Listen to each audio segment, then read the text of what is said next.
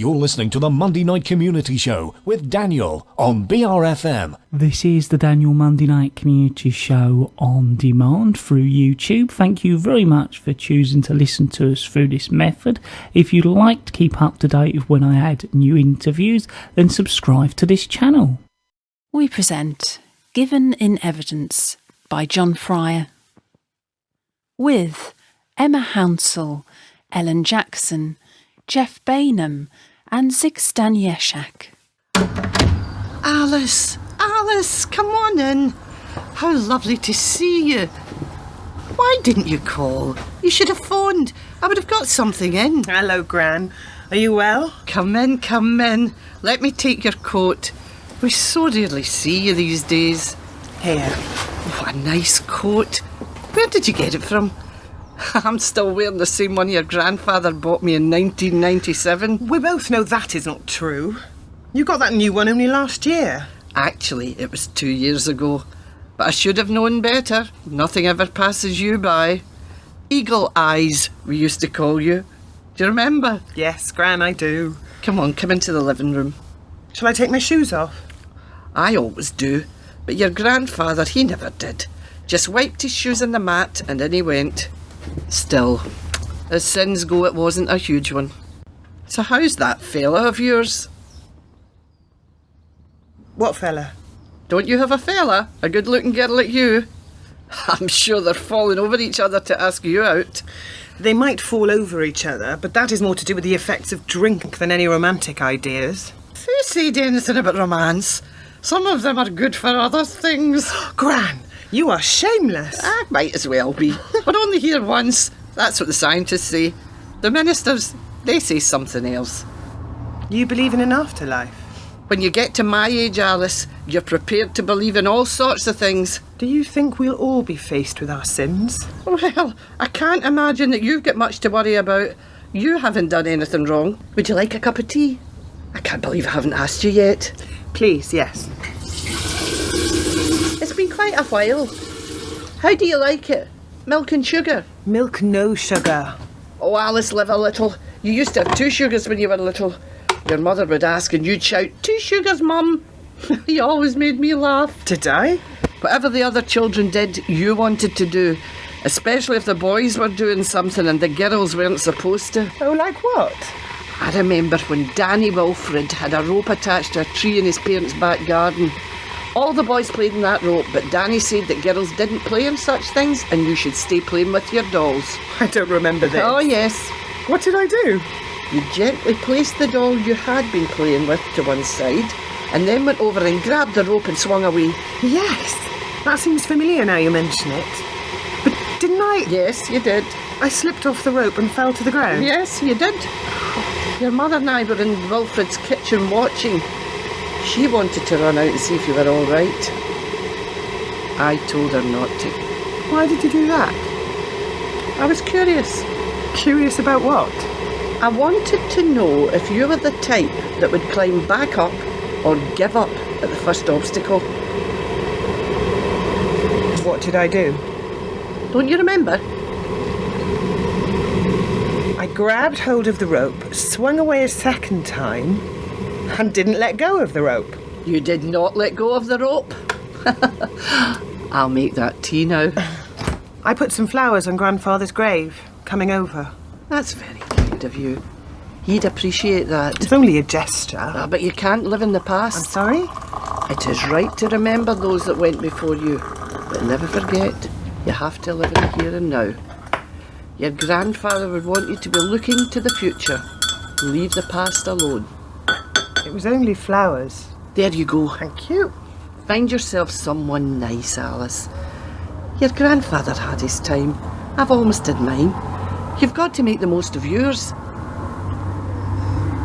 I see. I didn't mean to sound disrespectful of the dead. I only know that a very long time ago I realised that only the future mattered. You can't spend your time thinking about regret. Mistakes that are made should be left where they were made. Learn for the next time and move on. And this is what you've believed since when? Oh, I don't know.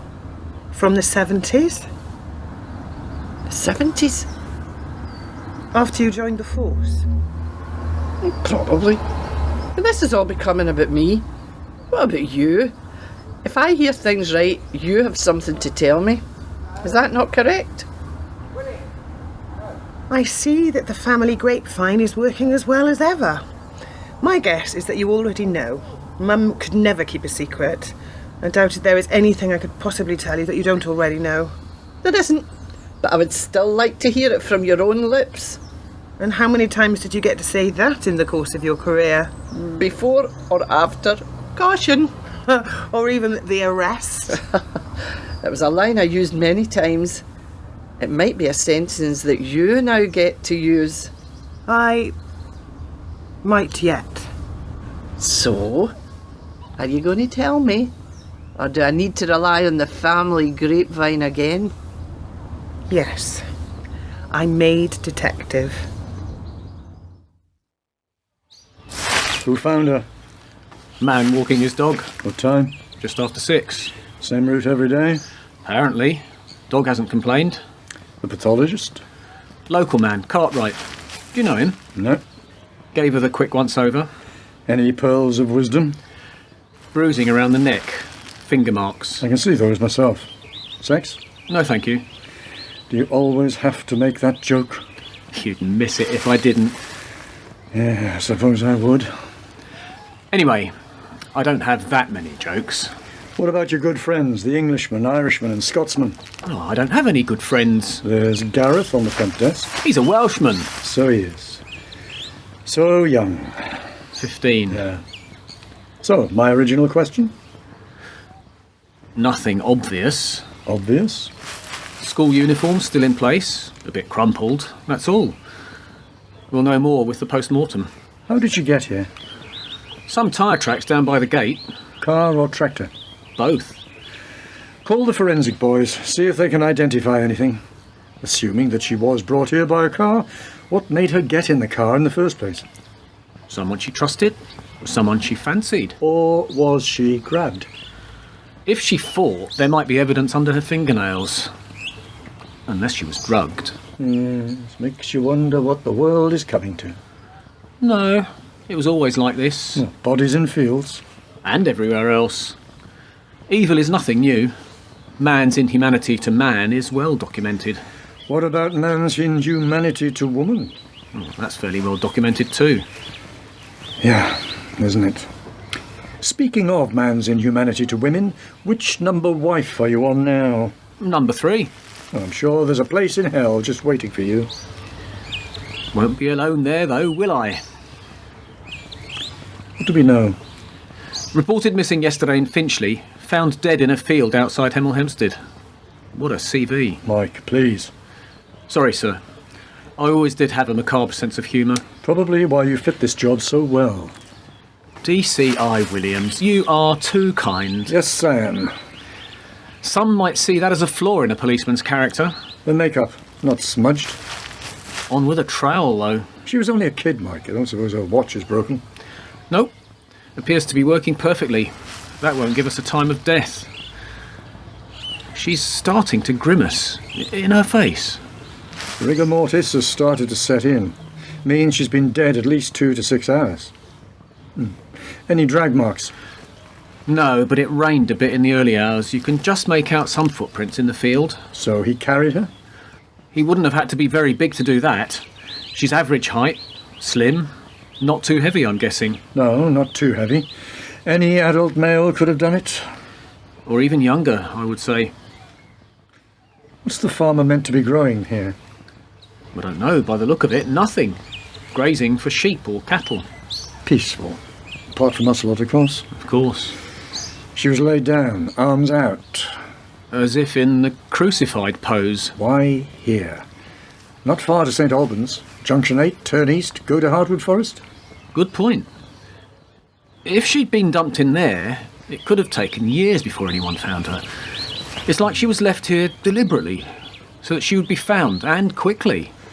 Now why would he do that? We're all very proud of you, I'm not the first female detective. and hopefully won't be the last. But detective is still a detective. What area are you specialising in?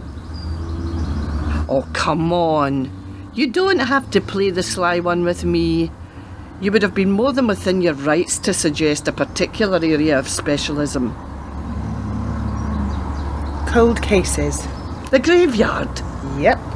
Where is the future in that? That's all the cases that were too difficult to solve when the evidence was fresh and available. Science is making tremendous advances all the time, Gran. What were dead ends even 5 years ago are becoming cases that today can be solved. I thought your training at Hendon had taught you better, young lady. You know that with every passing hour, the trail to the killer becomes colder and colder. I'm not arguing with you, Gran. Only forensics and DNA changes everything. Can't replace witnesses. Juries still respond to those that saw the events with their own eyes. More and more are reluctant to give evidence in court, Gran. People fear retaliation. They fear meeting the accused's friends and family on long, quiet lanes where there's never a uniformed officer in sight. Evidence that does not involve a member of the public sticking their necks out has to be a good way forward. Even scientists make mistakes. And people? Yes, they sometimes lie. And sometimes they have very good reasons for lying. Or at least from withholding the full truth. And how would you have felt when you had a witness you'd spent time talking to, who you then learned had not been telling you the truth? I wouldn't have liked it. Precisely my point. If your witnesses do tell you the truth, the science will back it up. If they are telling you anything but the truth, it will show the lie for what it is. It was a lot more legwork in my day. There's still a lot of legwork. Knocking on doors, stopping people in the street, spot checks. We knew our patch. Everyone still knows their patch, Gran. The job will still always be the same. Arrest the villains. And look after your own. Even if they do wrong? Even if you know they've done wrong? It's always easy to judge, Alice, when you don't know the full details of the case. Would you say that happens? Even back in your day? Inner cities were always rough, Alice. Sometimes asking people nicely isn't enough. Remember, there are rules for those of us who wear uniforms, and even those that don't still carry ID. A little fear can sometimes work wonders when you need someone, a witness for example, to tell you something or confirm a version of a said day's events. Not everyone, Alice, is civic-minded. They don't all out there see us as the defenders of the nation, defending the thin line between civilization and anarchy. There are no shortages of those who see that blue uniform as a symbol of oppression and evil. In many parts of this country, we are still seen as the enemy. Which is why, sometimes, just sometimes, we have to look back to the cold cases to discover if we can find out what really did happen and why it happened. Sometimes it's better to leave sleeping dogs alone. I'm not sure that's true. If we don't at least try to solve the crimes of the past, how can we hope to make things better in the future? No, that's the voice of youth speaking. Well, you must have believed it yourself once. Oh, why do you say that? Because you became a detective yourself.